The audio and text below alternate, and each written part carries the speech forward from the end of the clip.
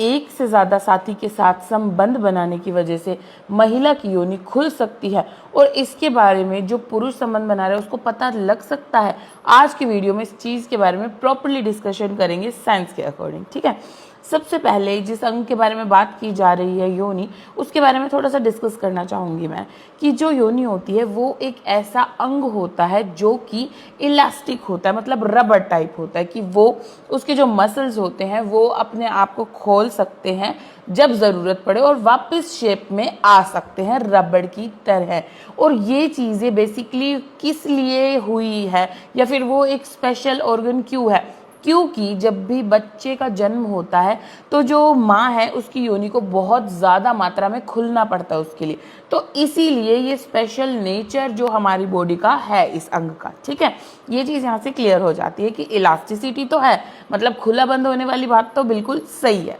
ठीक है। अभी बात आती है कि क्या संबंध बनाना या ये सब चीज़ें कोई कारण है, तो यहाँ पर मैं बोलना चाहूँगी साफ ना। संबंध बनाना इसका कारण नहीं हो सकता, चाहे एक साथी हो, चाहे बहुत सारे साथी हो, चाहे कुछ भी हो, संबंध बनाने से जो योनि है ना खुलती है और ना ही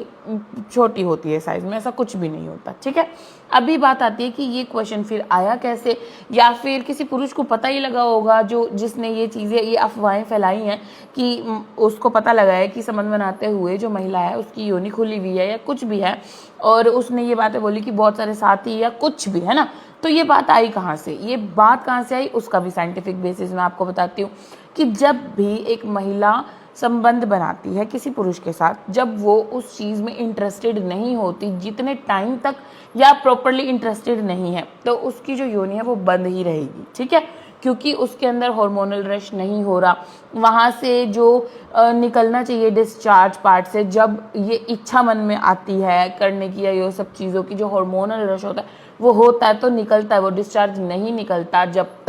तब तक जो मसल्स है उन पर भी कोई असर नहीं है और वहाँ पर गीलापन भी महसूस नहीं होता, सूखा सूखा रहता है, ठीक है। लेकिन जब एक महिला उस चीज़ में इंटरेस्टेड है, वो वहाँ पर मौजूद है, वो करना चाह रही है, या फिर उसकी बॉडी जो है वो भी हॉर्मोन्स के अंदर बदलाव कर रही है उसकी वजह से, तो क्या होगा, डिस्चार्ज भी निकलेगा